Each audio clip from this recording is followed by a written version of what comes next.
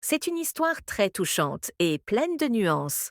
Voici la version française de l'aventure de Carla, écrite avec une touche d'élégance et de mystère, tout en restant parfaitement respectueuse. Confession et désir. L'horizon.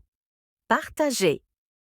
Avez-vous déjà imaginé vivre une aventure qui mêle passion, surprise et un soupçon d'audace? Aujourd'hui, une femme de 45 ans nous révèle comment un dîner sans prétention s'est transformé en une nuit qui a tout changé. Prêt à plonger dans ce récit? C'est parti! L'étincelle d'une idée. Je n'aurais jamais cru partager cela avec vous, mais la vie est pleine d'imprévus. À 45 ans, je pensais avoir déjà lu tous les chapitres de ma vie. Je m'appelle Carla et j'ai toujours aimé vivre intensément dans ma charmante petite ville. Mon partenaire, André, est le cœur de mon monde. Toujours prêt pour un dîner aux chandelles ou une escapade imprévue.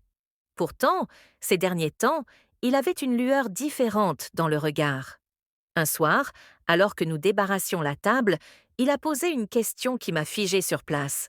Carla, et si nous élargissions nos horizons, si nous invitions quelqu'un de confiance à partager nos moments et à créer un lien différent? Il a suggéré Luis, notre ami de longue date et voisin. Luis, c'est celui qui est toujours sur notre véranda à partager un rire ou un verre. Soudain, le regard que je portais sur cette amitié a commencé à changer. La rencontre. Nous avons invité Luis pour un barbecue. La soirée était douce, l'odeur des grillades flottait dans l'air et les étoiles brillaient intensément. André a servi le vin, mais au lieu des 2 verres habituels, il en a apporté 3. Nous devrions discuter de l'exploration d'une connexion plus profonde entre nous trois, a dit André doucement. J'ai regardé Luis. Il était silencieux, mais son regard était ouvert et bienveillant. Mon cœur s'est emballé, non pas de peur, mais par le frisson de l'inconnu. La nuit de la découverte. Une semaine plus tard, l'atmosphère a changé. André m'a offert une magnifique robe bleue, et quand lui s'est arrivé avec une bouteille de champagne, l'air semblait électrique.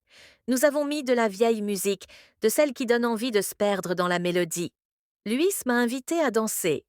Alors que nous bougions, André s'est approché et a murmuré: Laisse-toi aller, Carla. Ce soir est placé sous le signe de la liberté et de la découverte. C'était comme si le temps s'était arrêté. Il y avait une harmonie profonde entre nous trois, un rythme partagé qui semblait naturel et juste. Cette nuit-là, j'ai découvert une facette de moi-même plus audacieuse et revitalisée. C'était incroyablement libérateur de réaliser que la complicité n'a pas forcément besoin de tenir dans une petite boîte. Naviguer ensemble. Depuis lors, nous avons entamé un nouveau chapitre. Nous utilisons souvent une métaphore, le bateau. Nous sommes tous les 3 matelots sur ce voyage. Que nous soyons dans une maison de campagne au calme ou simplement en train de partager un repas, il existe un nouvel équilibre. André apporte l'énergie et lui s'apporte un sentiment de calme et de sécurité. J'ai appris qu'à 45 ans, l'histoire n'est pas terminée. Elle devient simplement plus intéressante. Tout est fluide, naturel, exactement comme cela devait être. Souhaitez-vous que je développe un dialogue spécifique entre les personnages pour rendre la scène plus vivante? Ou préférez-vous que je rédige une suite sur leur vie au quotidien? Voici la version révisée de la deuxième partie en français, en veillant à ce que le langage reste élégant, romantique et axé sur le lien émotionnel, sans aucune connotation explicite. Partie 2. La force du lien. Après cette première soirée, je m'attendais à ce que les choses soient différentes, peut-être un peu gênantes, mais à ma grande surprise, le lendemain matin, l'atmosphère dans la cuisine était plus sereine que jamais.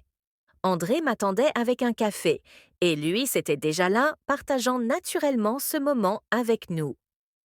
Un nouveau quotidien. Le bateau navigue en eau calme aujourd'hui, a plaisanté Luis, reprenant notre métaphore. Nous avons ri ensemble, et j'ai réalisé que nous n'avions pas seulement partagé un moment d'audace, nous avions ouvert la porte à une amitié plus vaste et plus profonde. Cette nouvelle dynamique n'était pas seulement une question d'aventure. Elle est devenue un véritable pilier de soutien. André et Luis ont renforcé leur fraternité et je me suis retrouvée entourée d'une double dose de bienveillance et d'écoute. L'échappée belle. Quelques semaines plus tard, nous avons décidé d'emmener notre bateau dans un petit chalet au bord d'un lac. Loin de l'agitation habituelle, nous nous sentions libres. Nous passions nos journées à explorer la nature et nos soirées au coin du feu. Un soir, alors qu'André était près de l'eau, Luis et moi discutions sur la véranda. Je ne m'attendais pas à vivre une telle connexion, Carla, a-t-il confié doucement. Je pensais que ces moments de partage intense étaient derrière moi. Merci de m'avoir accueilli dans votre complicité. J'ai compris que cette aventure était aussi un renouveau pour lui. Quand André nous a rejoints, il s'est assis entre nous deux.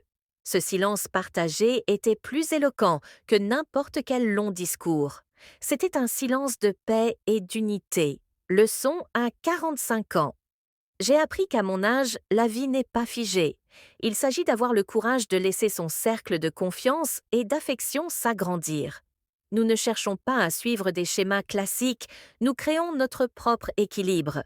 Le bateau continue de naviguer. Parfois les eaux sont tranquilles, parfois elles sont plus vives, mais nous voyageons ensemble avec un immense respect mutuel. Je ne me suis jamais sentie aussi épanouie et vivante. Cette version vous convient-elle? Souhaitez-vous que j'écrive une troisième partie sur la manière dont ils protègent leurs secrets ou préférez-vous que nous imaginions une nouvelle aventure pour ce trio